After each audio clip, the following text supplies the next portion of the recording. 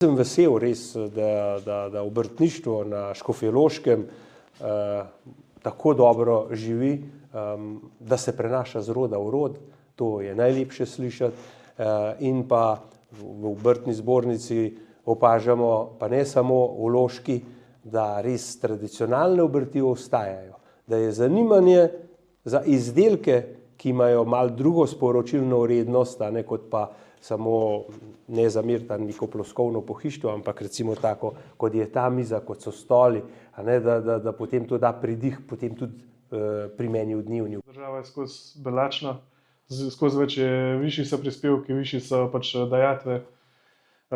Druga težava so tudi v bistvu papirologija. Težko ti dobiš nekoga, da bi ga v bistvu učil same obrti pa vsega od začetka, ker čist konkreten primer pri meni, ti ne moreš priti z avtobusom, ne moreš priti lahko prideš s kolesom, samo že moraš biti malo športnika. Pri nas opažam največji problem, pa tudi ostalih, ko govorim z ostalimi mikropodjetniki, je v bistvu strah pred zaposlovanjem, ker v bistvu, da ti nekoga zaposliš, ti ne prinaša rešitve, ampak ti prinaša samo dodatno tveganje. Posvečaš samemu delu, operativi se posvečaš, zmanjkuje pa v bistvu časa za razvoj, za novo znanje.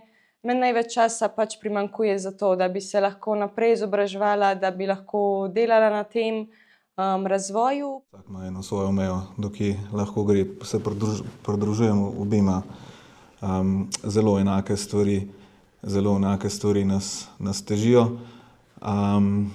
Pri nas je tak specifičen del in že na začetku te nove zgodbe sem se odločil, da nikoli ne bomo, da bomo vzeli toliko ljudi, kot jih lahko iskreno, pošteno postrežemo. Kar me najbolj brenzalo skozi vsa je bilo prostorsko urejanje vedno, nedostopna evropska sredstva. Če urejaš prostorsko nekaj 15 let, pa da še zdaj nimam stvari urejenih, je to tista cokla, ki je najhujša.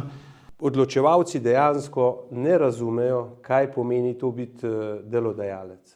A ne, v glavnem nekako je v javnosti percepcija, da delodajalci izkoriščajo zaposlene.